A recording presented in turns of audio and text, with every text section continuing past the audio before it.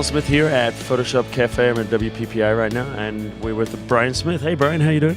Very good. Great to be here. It's always good to see you at these shows. You've been coming to these shows for a while, haven't you? Yeah, this is my 6th year now, but I think you've probably been coming a little bit longer, haven't you? A little while. I know what year it is. I lose track. But we both started when we were in kindergarten, so we're extremely young. Don't judge us by the number of years we've been coming to WPPI. That's right. Exactly. It's just the lighting actually right now is making us look a little older than we are. Yeah, this really. Those of you at home, it's like we look really like we're both like Clooney. It's just the lighting. And exactly. Actually, I thought it was Brad Pitt and you were Clooney. Yeah. I started off shooting for a newspaper when I was in high school. I was a high school swimmer, and I guess the best way to describe that is I was able to time it where I was always available to shoot the finals of every race. So I started shooting swimming for the high school newspaper and just fell in love with photography. Spent 10 years in newspapers and now have gravitated to doing celebrity portraiture. And that's fun, shooting celebrities. Now, tell me a little bit about that. Like the first time you ever shot a celebrity, how did you feel? Well, I don't know if it was the first celebrity shoot that I did, but I know one of the memorable ones. I was doing a shoot of John Huston, and they do all these shoots in movie suites when a premiere is coming out. And I think it was for Prizzi's honor. And I had this whole setup, and he walked out and looked at it, and it was like, what is all this stuff? I thought this was for a newspaper. What are you doing with all this lights and stuff? And I said, well, it is, but there are big pictures and small pictures, and this is a John Huston picture, so we expect a blockbuster. And he kind of laughed about it, but I realized that was the time that I needed to move into magazines to have the time with the people that their expectations were that it was going to be a big picture. That's actually pretty funny when you talk about that. Like people don't have much expectation because it's a newspaper. Yeah. That's actually pretty funny because now newspapers are not what they used to be. I mean, they're all full color and everything now. Yeah. And this was when I was at the Orange County Register, which was one of the innovators in color. So I think we took things a little bit more seriously, setting up lights. And by standards of today, it was probably as lean a setup as I would ever contemplate. But I guess in the context of what he was expecting, it wasn't bounce flash. So that's awesome. So hey, when you're doing a celebrity shoot, your average shoot, you get very little time with the celebrity, so you've got to get everything set up beforehand, and and maybe have a stand and all that kind of stuff. How long does it usually take you to get prepared? A lot of it depends on how much time they'll give you to prepare. It's like I always try to get in there if I can scout it the day before or a couple hours early, but it's not always possible. I mean, sometimes you get marched in and it's like, yeah, you're on in 5 minutes and you have to work fast. But if I can get in there an hour or two early and have a couple setups ready, I definitely feel a lot better about it. So obviously it's not good to be fumbling with your camera while your subject's sitting in front of you. Yeah, I think that would be tip number one. Know where all those buttons and settings are before you're under the gun. What do you personally really enjoy?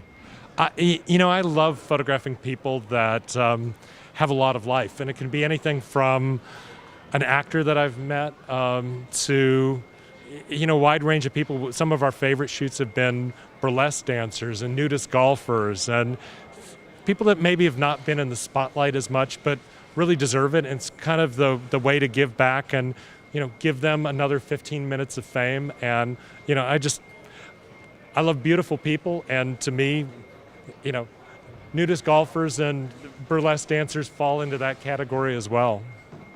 That's awesome. I was at the Sony store at South Coast Plaza a few months ago, and I'm just I like to wander through, I get my Saturday morning coffee and just wander around the stores. And then I'm looking, there's a book there, and I'm like, lo and behold, your name is on the cover of the book. What's up with that book there, this beautiful photo book? Was this Art and Soul, or which one did they have there? Yeah, that was it, yeah. Okay, so a project that we did finished up in 2011, a project I did with the Creative Coalition and Sony, a book called Art and Soul. We photographed celebrities all over the country, starting at Oscar week, and the book contains portraits of 123 stars with their handwritten thoughts about what the arts means to them. So it actually was a wonderful book because we didn't go into it with any type of agenda. It really was like our only direction was this is a book about the arts and it can be whatever that means to you. So the really cool things is we would witness some of major Hollywood stars who suddenly started thinking back to the days of their first high school musical or the first time mom took them to a Broadway show. And I think, it suddenly was not about the entourage or the handlers or the publicist or all the people around them. It really was about what the arts means to them. So it was one of the greatest projects I've ever worked on.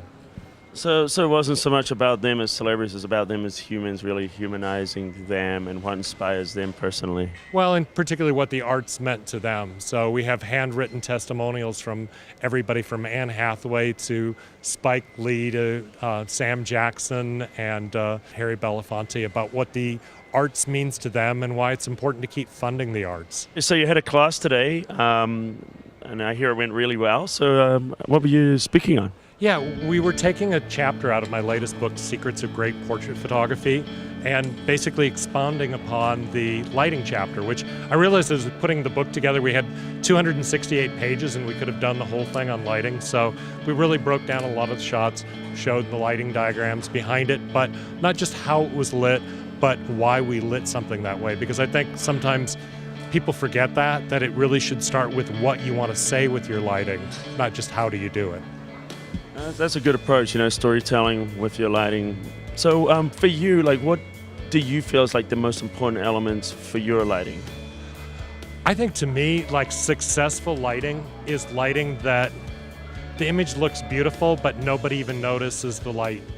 If somebody's looking at the light, breaking it down, thinking oh, you had a scrim light from here, I kind of don't feel like I did my job. I wanted to communicate the mood and emotion with the subject being prominent as opposed to, look what I did with the light. It's I'll use all different lighting styles, but it's kind of all to bring out the right mood or feel to the shot, not to show all the things I can do with light.